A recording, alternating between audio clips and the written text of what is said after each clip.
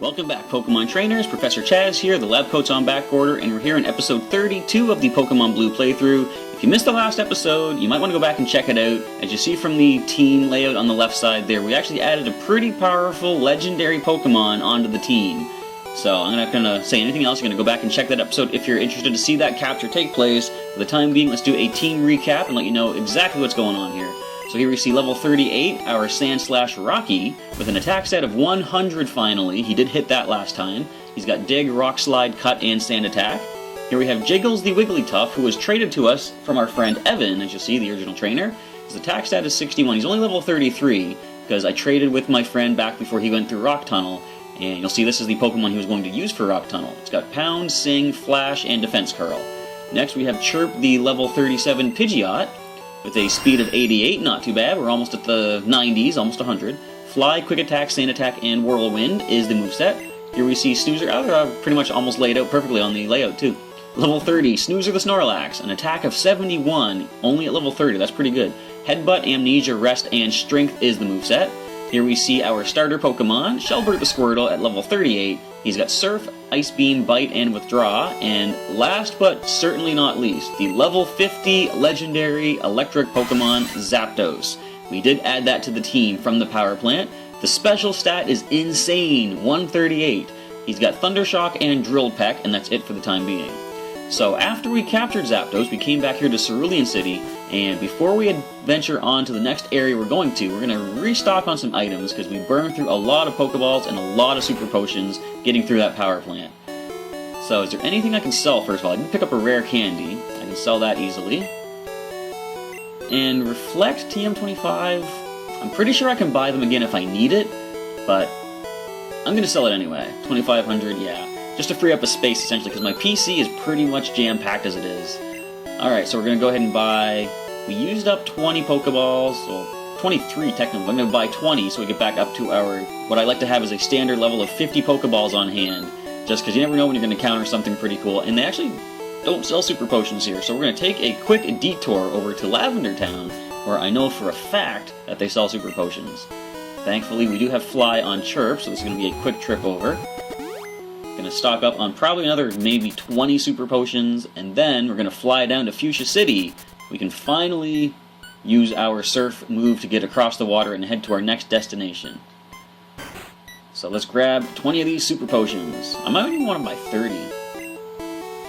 Tell you what, let's compromise. I'll go 25. There we go. That should keep us quite healed up for quite a while. Just since I'm here, I'm going to buy another, let's go 7 more revives. It might come in handy as well. So technically, as you are about to see when I go to fly, we can see the map again. Here we are in Pallet Town. I could simply fly down to, well, fly to Pallet Town, then surf down to the next city at the bottom, which is Cinnabar Island, which is where the next gym is at. But I do want to go for some extra training on the route that Fuchsia City connects to Cinnabar Island. Plus there is that Seafoam Islands in the middle as well.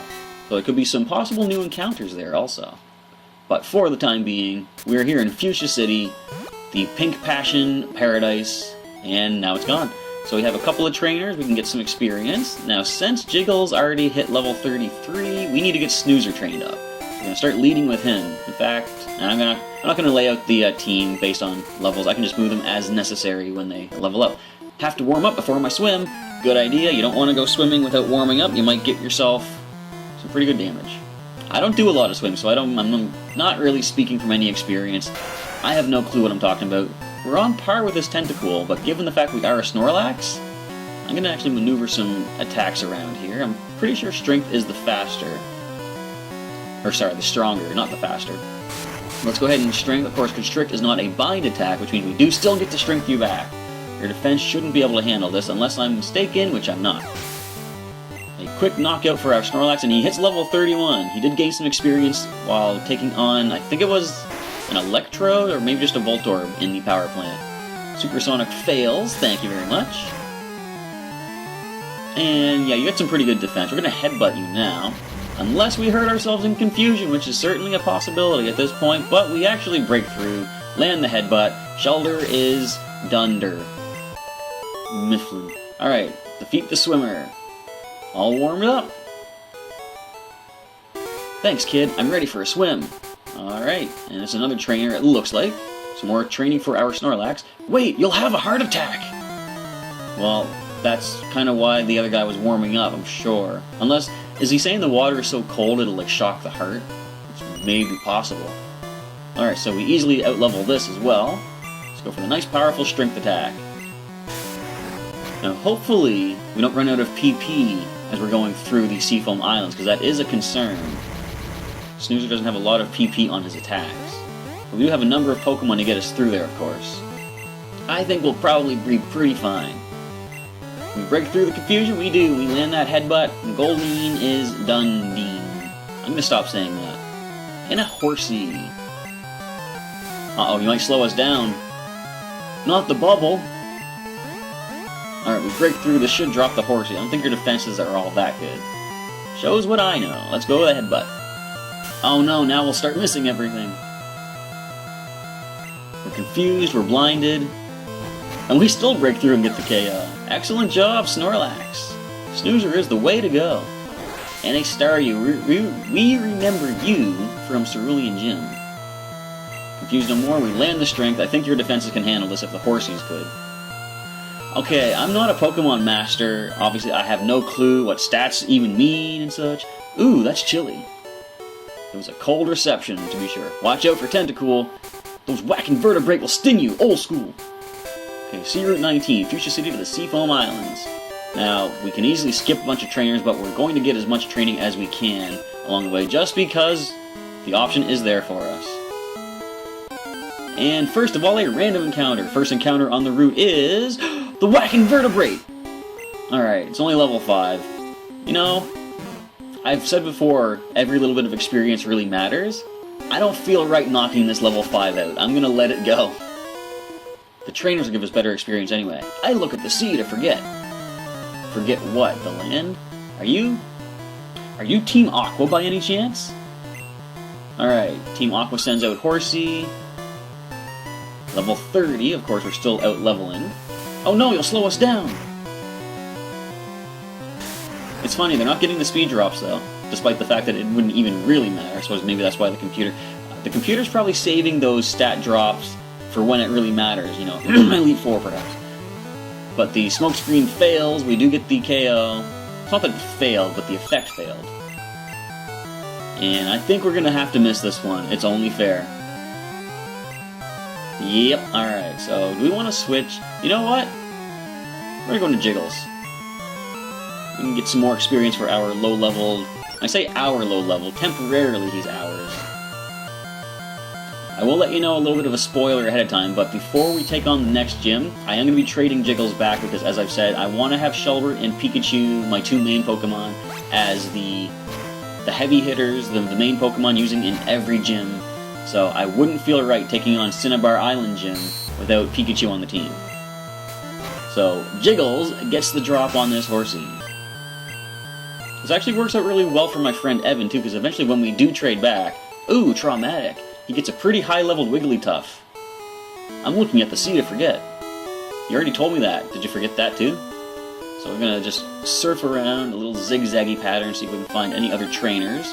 And any decently leveled wild Pokemon, because as I say, if you're level 5, level 10, you're a little bit closer to some experience, but actually, a good idea to run away is because we don't want to waste the PP on minimal experience anyway. What's beyond the horizon? If you can believe it, more horizon! Or a different one, whichever you want to look at it as. Alright, 4 Pokemon, leading with a Horsey. We're going to see a lot of these water Pokemon along this way, of course. Based on the number of trainers we're going to be encountering, we might actually only be able to make it to Seafoam Islands and have to save the actual adventure through there for the next episode. And yeah, Snoozer's going to run low on PP pretty fast. He is level 32 now, no new attack. Actually, if he learns a new attack along the way, that would actually be really beneficial. So let's start evening out the PP usage. We're going to go into the headbutt now. And we're at yellow HP. Not much of a concern, but if I do need to, I can always use Rest and then Pokeflute to wake Snoozer back up again. I love the Pokeflute in this. Like I said earlier in the previous episode, it completely replaces the need for awakenings and full heals, at least as far as sleeping goes. It's so good. and a Horn Attack. It's interesting the way, even in Gen 1, like, the Pokemon were limited in what moves they could actually learn. Like, they can learn a lot more nowadays than they could back then. But even back then, thanks to the horn that Goldeen has, they considered that a beak, and it can learn Peck, even in this generation, I'm fairly certain. Glub. I see a couple of islands. Those would be the Seafoam Islands and Cinnabar Island. So we're not gonna waste the Super Potion. We can rest with Snoozer. In fact, we might rest right now. I love swimming. What about you? Not a fan, to be honest. Fun fact about my childhood. Now, actually, when I forget how old I was, but I would say maybe like 3 or 4, something like that.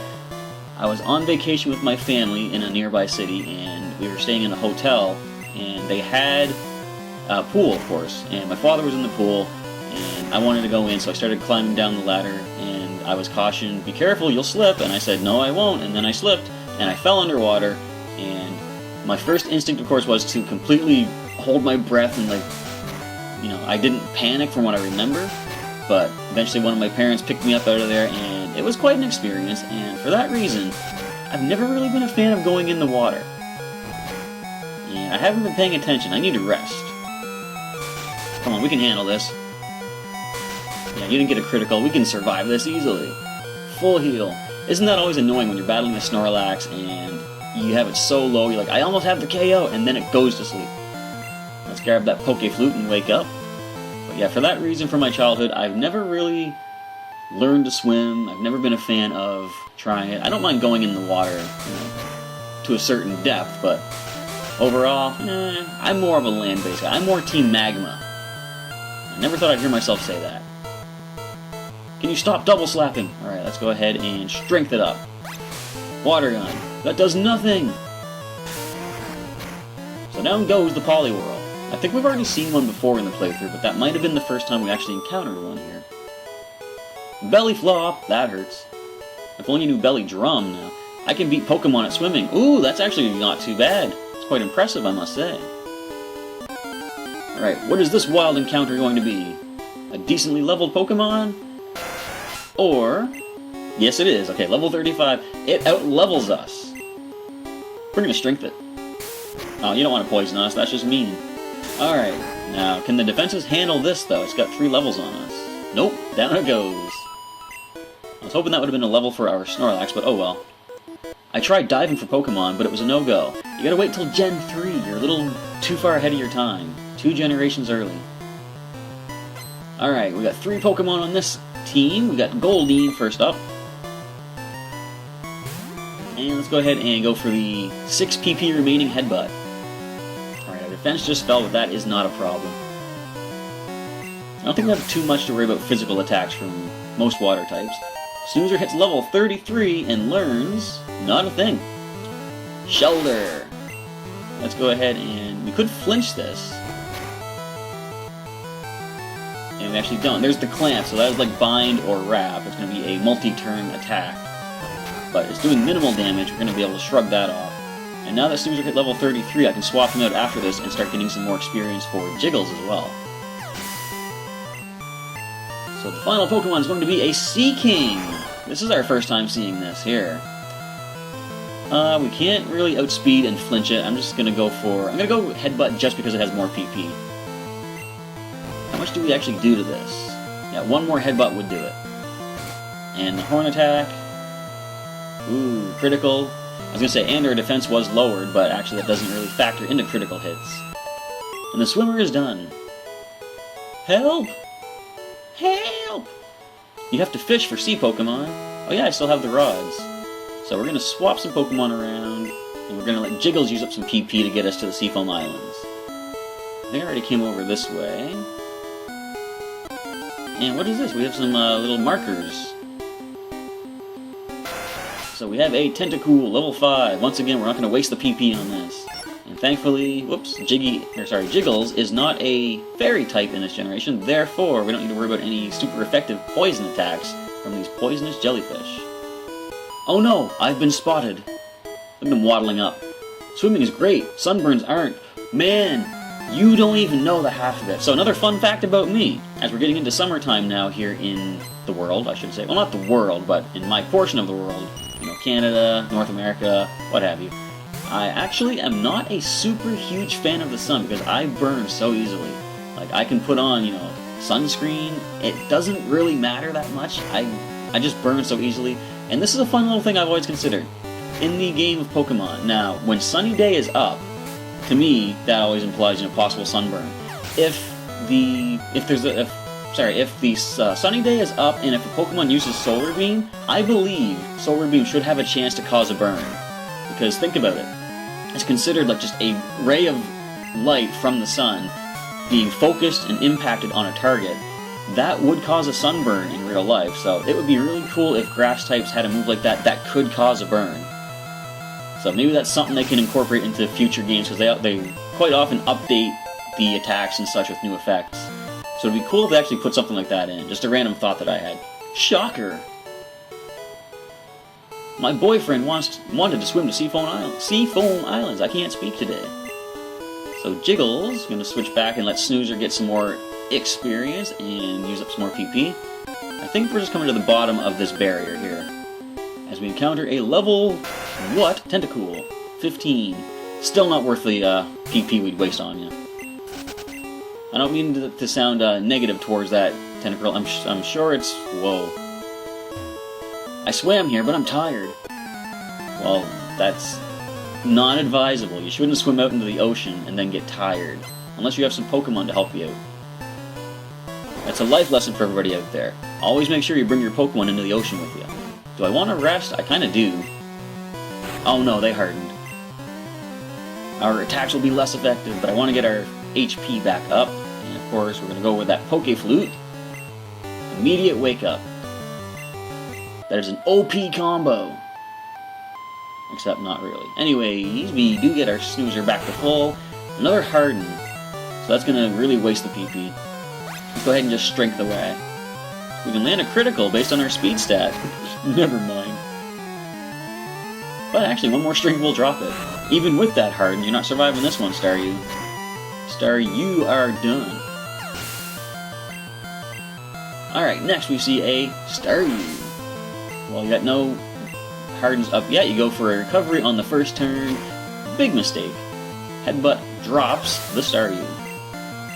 Final Pokemon is a Staryu. So this is probably the last fight Snoozer can do for the time being. We have just 1 PP remaining on each attack, and it's going to survive this Headbutt, so our last attack is being used up right now. I don't have any items on me to restore PP, so what I might actually have to do is, after we get all these trainers dealt with, I'm exhausted. Hop on your Staryu, quick! Lapras is so big, it must keep you dry on water. Well, I wouldn't know because I'm riding on my Squirtle, and I'm getting soaked right now. But I might actually have to go back to the Fuchsia City Pokemon Center to restore the PP before going into the Seafoam Islands. These waters are treacherous! I know there's Tentacool everywhere. And it's really funny seeing...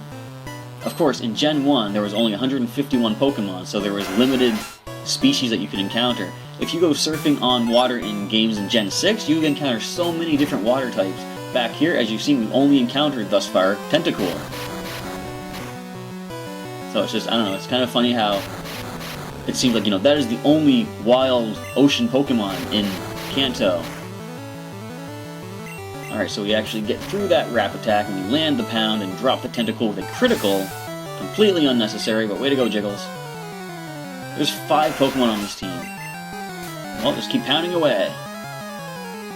Yeah, this whole episode might wind up just being getting to the Seafoam Islands. I might actually end it off with going back to restore Snoozer's PP. Next in is a Staryu. We're going to go for the Pound Attack. I mean, if necessary, I could just power through the Seafoam Islands using Zapdos, of course. He's level 50. I'm sure he can drop anything we encounter. Plus, we still have Rocky, Chirp, and Shelbert with all their PP as well. But I kind of want to be able to get some experience on our lower level guys as we continue. Horsey is in next. Pound away. It'd be nice if Jiggles had another attack too. I could probably even use one of my TMs to teach him something else.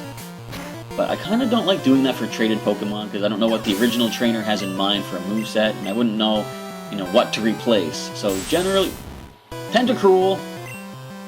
You're not clear body yet. We're not weak to that yet. We're good. We're fine. Alright, we flash it. Lower the accuracy. We're just going to do the one flash. And it actually worked. We dodged the water gun. But yeah, I don't like to change up a traded Pokemon's moveset unless it's like a permanent trade, like say if I was doing Wonder Trade or something like that. But if I know I'm only using Pokemon temporarily, I want to leave them as they are.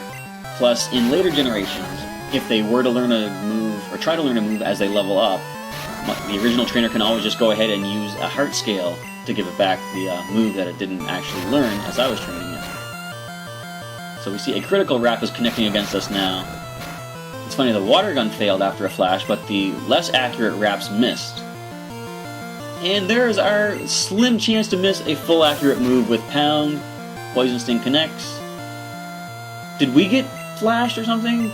The horsey must have smokescreened us, I didn't notice. But can we get this KO? Can Jiggles come through and win this by himself? Well, I believe in you.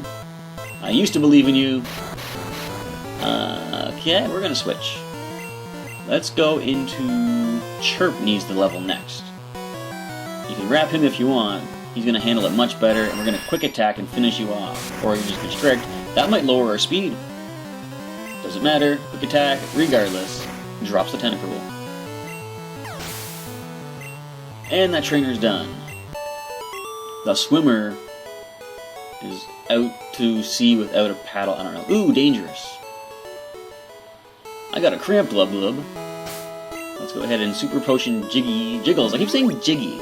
I have to wait. That's not on our team yet. I catch him later. But Jiggles gonna give a couple Super Potions too. And his pound attacks must be getting pretty low at this point. I don't want to talk to you. I want to talk to this person. Oh, I just love your ride. Can I have it if I win? You absolutely cannot. That is my Squirtle. He's with me from the beginning. He'll be with me until the end.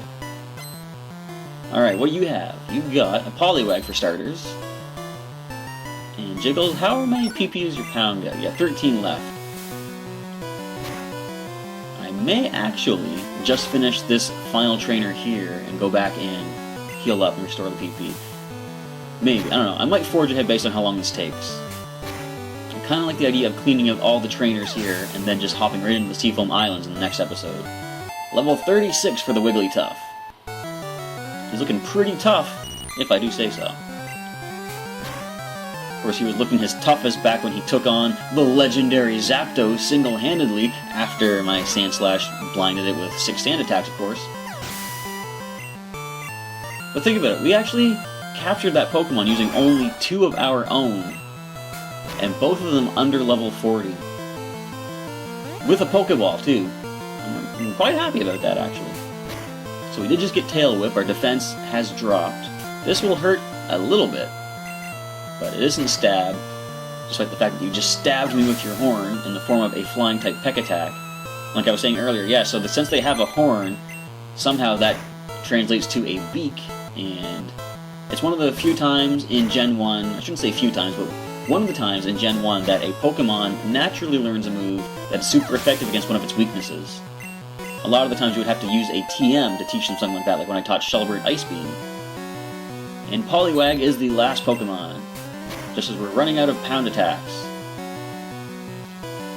Oh, the Hypnosis does land. Well, of course, as you all know, we have our way to deal with that. Pokeflute.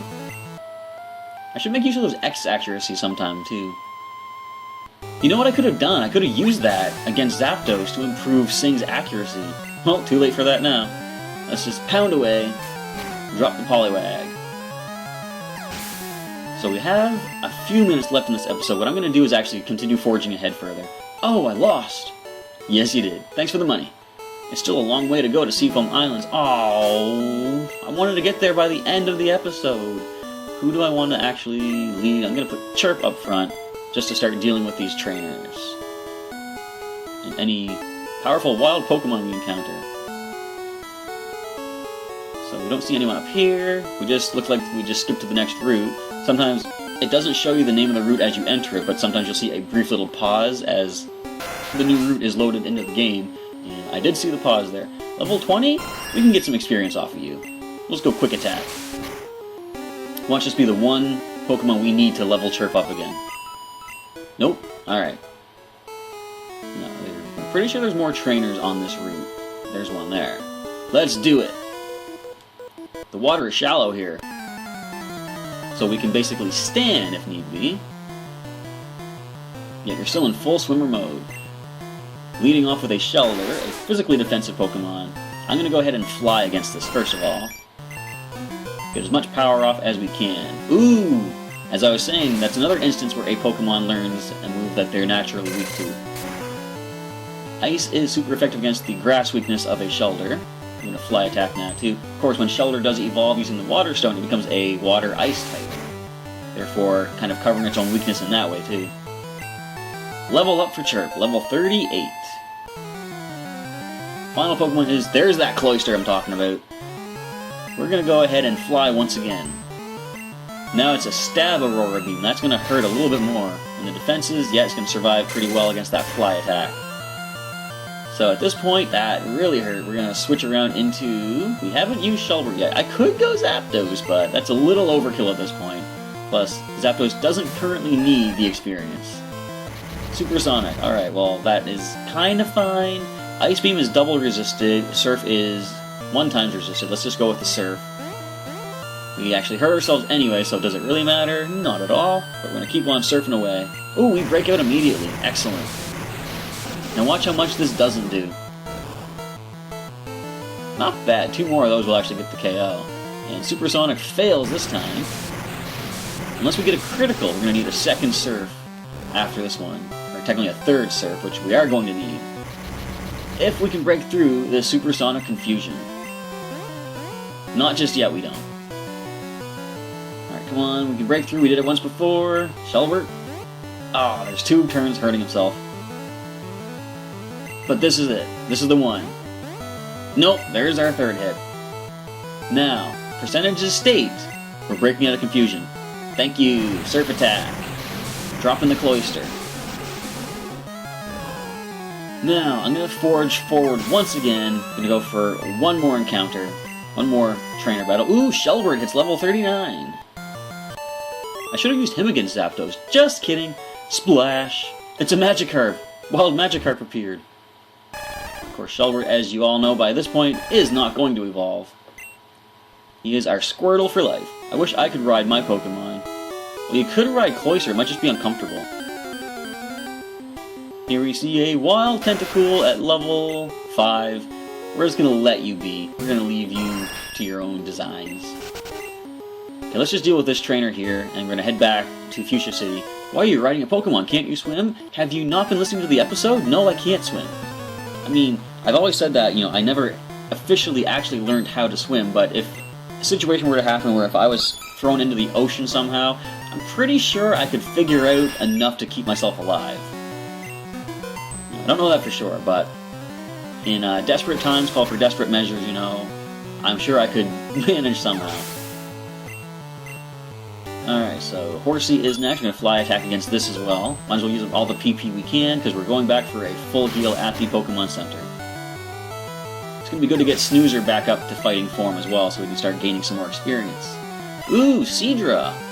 Looks like the fins almost look like wings in this generation. Of course, it is not a dragon type yet. Kingdra comes in Gen 2. And I've heard people say that the reason they didn't have a water dragon type because the only dragon type move in this generation is Dragon Rage, which does a fixed amount of damage. And a water dragon type's only weakness would actually be dragon attacks. But since it is a fixed damage move, there was no super effectiveness against a typing like that. Because some people have complained along the way that, Gyarados should have been a water dragon, and I can see that. But that's probably the reason why, because it would have nothing super effective against it. Come on, we missed after one smoke screen. Get out of here. We missed twice after one smoke screen. That's alright, we're going to land this one with our keen eye. There we go. Chirp indeed has one keen eye. 2 keen eyes, I should actually say. Ouch! Torpedoed! Or Sharpedoed. Not yet. Riding a Pokemon sure looks fun. You know what's even more fun? Riding one Pokemon and riding another one to Fuchsia City to go heal up and restore the PP. So as we touch back down in the pink passion paradise of Fuchsia City, let's go give ourselves a heal up. We're going to save the game afterwards. If you're liking what you're seeing in the playthrough so far, feel free to leave me a comment down below. Let me know what you think of the highlights thus far and anything you're looking forward to in the future of the playthrough. And I hope to come back on Sunday for our next episode as we, I'm sure, make our way into the Seafoam Islands and continue our adventure for our Pokemon League badges heading towards the Elite Four.